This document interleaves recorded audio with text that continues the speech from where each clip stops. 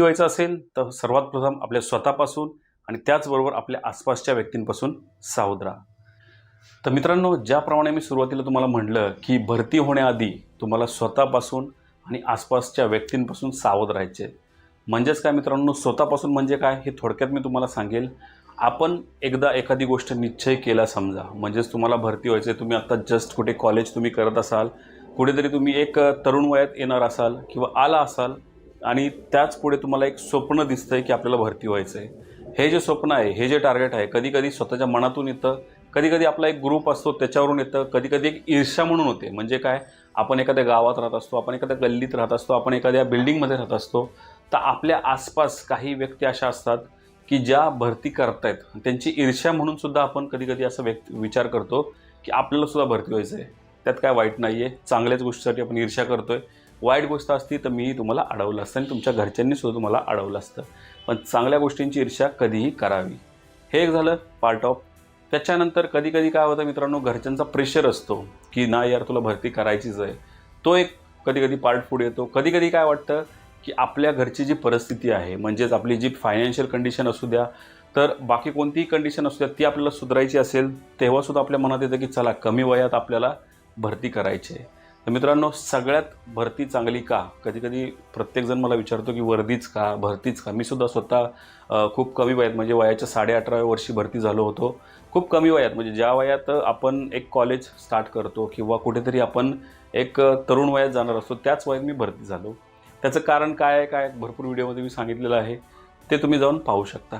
तर असाच प्रत्येकाचा एक टर्निंग पॉईंट असतो, प्रत्येकाचा एक आयुष्यातील हा एक वेगळाच पॉईंट असतो, वेगळाच वे असतो की आपल्याला भरती व्हायचं आहे आणि भरती व्हायचं आहे. कोणाचा मोटिव्ह काय असतो, आपल्याला नोकरी मिळवायची, कोणाचा मोटिव्ह असतो आपल्याला देशसेवा करायची, कोणाचा मोटिव्ह हा असतो की आपल्याला स्वतःचं नाव करायचं आहे आणि कोणाचा मोटिव्ह हा असतो की आपल्याला काहीतरी कर्तृत्व करून दाखवायचं आहे आणि वर्दी मिळवायची आहे. त्या वर्दीचा उपयोग तुम्ही पुढे जाऊन कसा करणार आहात तर तुमच्यावर डिपेंड आहे. तर होतं कसं मित्रांनो, ही आपण जेव्हा भरती करतो, सुरुवातीपासून तुम्हाला सांगतो मित्रांनो की आधी आपण लेखीचा अभ्यास करतो. सुरुवातीपासून सांगतो, आधी आपण विचार करतो भरती करण्याचा. त्याच्यानंतर आपण जाऊन फॉर्म भरतो. फॉर्म भरून झाल्यानंतर तुमची परीक्षा होते, म्हणजे त्याच्या आधी तुम्ही अभ्यास करता. अभ्यास झाल्यानंतर तुमची परीक्षा होते, त्याचसोबत तुम्ही प्रॅक्टिसही करता फिजिकलची. ते झाल्यानंतर तुम्ही मेडिकलची सुद्धा तयारी करता. मेडिकल झाल्यानंतर तुमचं मेरिट लागतं. मेरिट झाल्यानंतर तुम्ही भरती होता. भरती झाल्यानंतर तुम्ही ट्रेनिंगला जाता आणि ट्रेनिंग नंतर पूर्ण करून आल्यानंतर जेव्हा तुम्ही ट्रेनिंग सेंटरच्या गेटमधून बाहेर पडता, त्यावेळी तुम्ही पूर्णपणे भरती झालेला असता. तोपर्यंत तुम्ही भरती नाही झालात. हे डोक्यात घ्या मित्रांनो, कारण कधीही या प्रोसेसमध्ये कुठेही काहीही होऊ शकतं. त्याच्यामुळे मित्रांनो, ही जी प्रोसेस असते, जवळजवळ 1 वर्षाची ही प्रोसेस असते. ह्या 1 वर्षामध्ये तुम्ही कुठेच भरती झालेला नसता. ज्या दिवशी तुम्ही ट्रेनिंग करून गेटच्या बाहेर येता, त्या दिवशी तुम्ही भरती झालेला असता. हे ऐकायला थोडं वेगळं वाटेल, पण सत्य आहे. तर मित्रांनो, हेच मी तुम्हाला सांगेन की ज्यावेळी आपण फॉर्म भरतो, भरतीचा विचार करतो आणि फॉर्म भरतो, त्याच वेळी, हे मी तुम्हाला एक सत्य सांगतो, त्याच वेळी आपण आपल्या ग्रुपमध्ये किंवा आपण आपल्या आसपास, आपण आपल्या घरामध्ये किंवा आपण आपल्या आसपास जेवढेही व्यक्ती आहेत, आपले जे ग्रुप्स आहेत, आजकाल तर व्हॉट्सअप वगैरे आलेले आहेत. काही वर्षांपूर्वी व्हॉट्सअप वगैरे खूप कमी प्रमाणात होतं, मोबाईलसुद्धा कमी प्रमाणात होते, त्यामुळे कमी गाजावाजा होत होता ह्या गोष्टींचा. तर आता काय झालं आहे की फॉर्म भरल्यानंतर तुमच्या घरापासून 500 किलोमीटर दूर तुमचा एका नातेवाईक असेल, एखादा मित्र असेल, एनिवेअर जोही असेल, त्यालासुद्धा माहीत होतं की तुम्ही एखाद्या भरतीचा फॉर्म भरलेला आहे. आणि जरी माहीत नसेल मित्रांनो, जरी तुम्ही सांगितलं नसेल, आजकाल एवढं अवेअरनेस आलेलं आहे की प्रत्येकाला माहिती आहे भरती निघाली आहे. म्हणजेच काय, आता जसं SSGDचा आपण विचार करतोय, SSGD निघाले महाराष्ट्रात, प्रत्येकाला माहिती आहे SSGD निघाले. लहानातल्या लहान मुलालासुद्धा, म्हणजे ज्याला कळतंय थोडंफार, त्यालासुद्धा माहिती आहे, आणि जे ओल्ड एज आहेत त्यांना तर माहीतच असतं, कुठून ना कुठून ते ऐकतात. तर त्यावेळी काय होतं, समजा तुम्ही वय आहे तुमचं 18 वर्ष आहे किंवा तुम्ही 18 वर्षाच्या आसपास आहात, 23 वर्षाच्या आसपास आहात, तुम्ही भरतीसाठी कॅपेबल आहात, तुमची हाईट आहे, सगळ्या गोष्टी आहेत. त्यावेळी कुठे ना कुठे, जरी तुम्ही नाही सांगितलं तरी तुमच्या आसपासचे जे काही रिलेटिव्ह आहेत ते घरी फोन करतात किंवा तुम्हाला फोन करतात, आणि काय रे फॉर्म भरला की नाही, काय रे तुम्ही भरतीसाठी ट्राय करतोयस की नाही, काय रे तू प्रॅक्टिस करतो की नाही, अशा प्रश्नांची जी काही प्रश्नावली आहे, जी गाडी आहे ती सुरू होते. मग काय होतं मित्रांनो की कुठेतरी आपण हो म्हणून जातो. काय होतं, भरपूर अशा गोष्टी होऊन जातात. सांगितलं पाहिजे, नाही सांगितलं पाहिजे, तुमच्यावरती डिपेंड आहे. मग अशा वेळी मित्रांनो काय होतं, आपण सांगून जातो. सांगून गेल्यानंतर मग पुढे पॉईंट येतो, तो म्हणजे खरा पॉईंट येतो.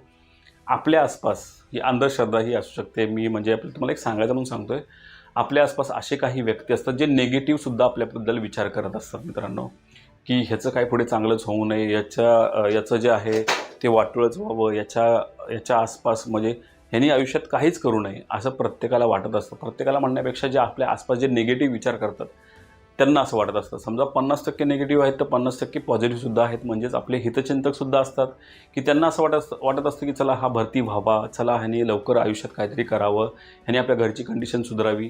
तर अशा का गोष्टी खूप आपल्या आयुष्यात घडत असतात. रिअल फॅक्ट आहेत, मीही त्या वेवरनं गेलेलो आहे, त्याच्यामुळे तुम्हाला सांगतोय, अजूनही जातोय.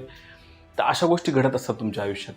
मग त्यावेळी काय करायचं आहे मित्रांनो, की तुम्हाला ज्यावेळी तुम्ही फॉर्म भराल, तुमच्या आईवडिलांना सांगायचं तर सांगूच शकता त्यांच्या आशीर्वाद घेण्यासाठी. कारण की आपण आपल्या आसपास कितीही वाईट व्यक्ती आल्या, काहीही झालं तरी आपले आईवडील आपले कधीच वाईट चितणार नाही आहेत. त्याच्यामुळे त्यांना तुम्ही सांगू शकता.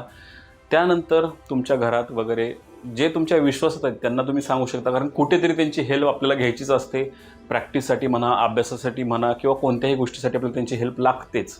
त्याच्यामुळे तुम्हाला त्यांना सांगणं गरजेचं असतं. परंतु 400 किलोमीटर लांब, 500 किलोमीटर लांब, 100 किलोमीटर लांब, 10 किलोमीटर लांब एखादा तुमचा मित्र असेल किंवा एखाद्या तुमच्या घरातली व्यक्ती असेल, त्यांना सांगून काहीच फायदा नाही आहे. सांगून जेव्हा तुम्ही भरती व्हाल, जेव्हा तुम्ही सगळ्या गोष्टी कराल त्यावेळी पेढे घेऊन जावं मी तर म्हणेन. पण तोपर्यंत सांगू नका. तुम्हाला जे काय म्हणजे असं वाटत असेल चुकीचं मी सांगतोय, पण एक माझं ओपिनियन सांगतोय तुम्हाला. चुकीचं वाटत असेल तर नक्कीच तुम्ही कमेंट बॉक्समध्ये कमेंट करू शकता. तर ह्या गोष्टी करा. खूप बेसिक गोष्टी मी सांगतोय मित्रांनो, जर ऐकायच्या असतील तर नक्कीच तुम्ही ऐका. कुठेतरी थोडाफार तर फायदा होऊनच जाईल ह्या गोष्टींचा. तर हे झालं. तर ह्या गोष्टी झाल्यानंतर तुम्ही तुमच्या रिलेटिव्सला वगैरे सांगायच्या भानगडीत पडू नका. जास्त गाजावाजा करण्यात मजा नसते, कारण की कधी कधी सरप्राईजसुद्धा द्यावेत आपल्या नातेवाईकांना. तर हे झाल्यानंतर म्हणजे जे सांगण्याचा जो तुम्ही फॉर्म भरल्यानंतर तुम्ही सांगायचं की नाही सांगायचं तुमच्यावर डिपेंड आहे. आईवडिलांना नक्कीच सांगा, कारण त्यांची मदत खूप होणार आहे आपल्याला इथून पुढे भरती करताना.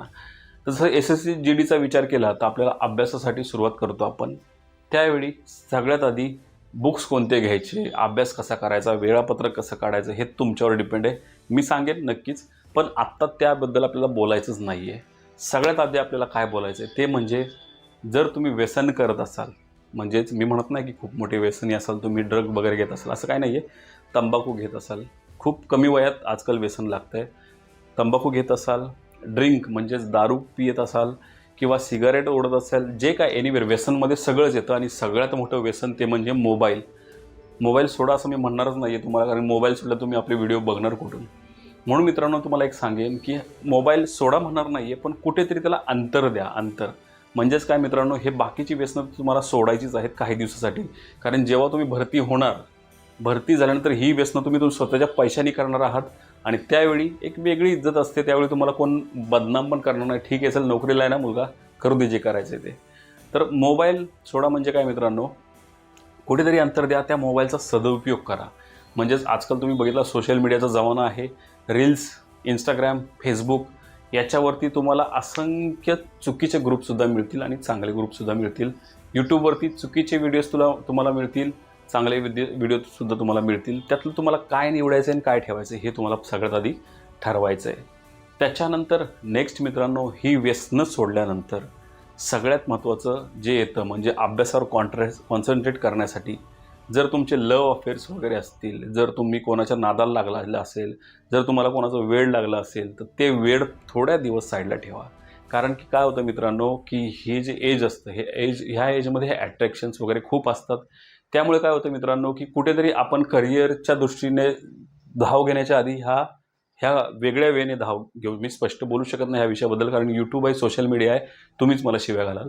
तर कुठल्या तरी वेगळ्या वेने आपण धावत असतो. तर ती जी वे आहे त्याला कुठेतरी लिमिट आहे. परंतु तुम्ही चांगल्या वेने गेलात, जर तुम्ही भरती झालात, तर तुमच्या मागे धाव घेणारे खूप भेटतील तुम्हाला, हे मी तुम्हाला सांगू शकतो. ज्या दिवशी तुम्ही सोल्जर म्हणून गेटच्या बाहेर याल त्यावेळी तुमच्याकडे लाईन लागलेली असते. सोशल मीडिया आजकाल तुम्ही वर्दीवरती 2-3 फोटो अपलोड करा, ऑटोमॅटिक सगळं घडेल. एक पार्ट ऑफ जोक होता तो, सांगेन, पण तुम्ही समजून जाल काय असेल ते. तर होतं कसं मित्रांनो, ह्या गोष्टींपासून थोडं दूर राहा. काय होतं त्याच्यामुळे, हे जे वय असतं ना 18 ते 23, 18 ते 25, या वयामध्येच ह्या सगळ्या गोष्टी हव्याशा वाटतात. परंतु ह्या वयामध्येच आपल्याला करिअर करायचं असतं. त्यामुळे मित्रांनो ते एक मी तुम्हाला सांगेन की ह्या गोष्टींपासून दूर राहा. त्याच्यानंतर जेव्हा ह्या सगळ्या गोष्टी तुम्ही दूर ठेवाल, तेव्हाच कुठेतरी तुम्ही अभ्यासाला लागू शकता, तेव्हाच कुठेतरी तुम्ही कॉन्सन्ट्रेट करू शकता. त्यानंतर तुम्हाला वेळापत्रक हे ते सगळं करायचं आहे आणि तुम्हाला अभ्यासाला सुरुवात करायची आहे.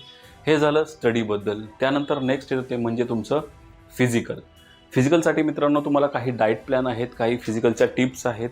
तुम्हाला पळायचं आहे कसं, तुम्हाला कोणता डाएट प्लॅन घ्यायचा आहे, तुम्हाला कशाप्रकारे व्यायाम करायचा आहे, याच्याबद्दल एक सविस्तर व्हिडिओ मी सांगेनच तुम्हाला. हवा असेल नक्कीच तुम्ही कमेंट करा, लवकरात लवकर तोही व्हिडिओ येईल. कारण की फेब्रुवारीमध्ये आपली SSCGDची लेखी एक्झाम आहे आणि त्याच्यानंतर लगेच 1 ते 2 महिन्यांनी आपलं फिजिकल येऊ शकतं. आपल्याकडे 5-6 महिनेच आहेत, आपल्याला खूप काही कव्हर करायचं आहे. तर त्यावेळी सगळ्यात महत्त्वाची गोष्ट, खूप मोठा पॉईंट असेल हा, कारण हा भारत आहे, हा महाराष्ट्र आहे. इथे ह्या गोष्टी बोलणं खूप कधीकधी चुकीचं वाटतं, कधीकधी अवघडही जातं. जर तुम्हाला हस्तमेतून या गोष्टीची जर सवय लागली असेल, हे वयच असं आहे, प्रत्येकजण त्या वयातून जातो, तर ते कुठेतरी थोडं थांबवा. स्पष्ट बोललो मी जरा. ते कुठेतरी थांबवा. त्याचं कारण असं आहे मित्रांनो, की आपल्याला ह्या 2-3 महिन्यात आपली फिजिकल कंडिशन थोडी इम्प्रूव्ह करायची आहे. तर त्यासाठी आपल्याकडे स्टॅमिना असणं खूप गरजेचं आहे. त्यासाठी आपल्याला कॉन्सन्ट्रेट करणं खूप गरजेचं आहे. त्यासाठी आपलं माइंड शांत असणं गरजेचं आहे. त्यामुळे ह्या गोष्टी थांबवणं खूप गरजेचं आहे. तेव्हाच कुठे तुम्ही तुमच्या फिजिकल ॲक्टिव्हिटी नीट करू शकता. तेव्हाच कुठे तुम्ही सकाळी लवकर उठू शकता आणि संध्याकाळी रात्री लवकर झोपू शकता. तुमचं जे डेली रुटीन आहे आपल्याला खूप चेंज करावं लागणार आहे. तेव्हाच कुठेतरी तुमची जी वर्दी आहे ती तुम्हाला मिळणार आहे. हे झालं नेक्स्ट. त्याच्यानंतर फिजिकल झालं, तुमचं मेडिकल असणार आहे. मेडिकल झाल्यानंतर तुमचं डॉक्युमेंटेशन असणार आहे. डॉक्युमेंटेशनसाठी सुद्धा वेगळा व्हिडिओ मित्रांनो मी बनवणार आहे. कारण की डॉक्युमेंट आपण आत्तापासूनच जर काढले तरच त्याचा आपल्याला फायदा होणार आहे. सगळ्यात शेवटचा जो पॉईंट आहे मित्रांनो, खूप महत्त्वाचा आहे. महत्त्वाचा म्हणजे हा जो पॉईंट तुम्ही तुमच्या आयुष्यात आणला किंवा तुमच्या आचरणात आणला, तर तुम्हाला आयुष्यात कोणतीही गोष्ट मिळवण्यासाठी कोणीही अडवू शकत नाही. तुम्ही लॉ ऑफ अट्रॅक्शन या गोष्टी ऐकल्या असतील तर आय थिंक तुम्हाला कळलं असेल मला काय म्हणायचं आहे.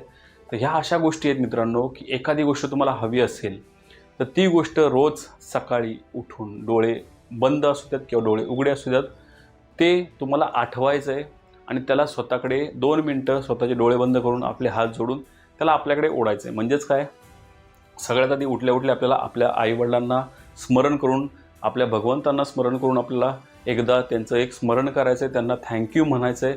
जसं तुम्ही प्रार्थना कराल तुमच्या पद्धतीने ती प्रार्थना आपल्याला करायची आहे.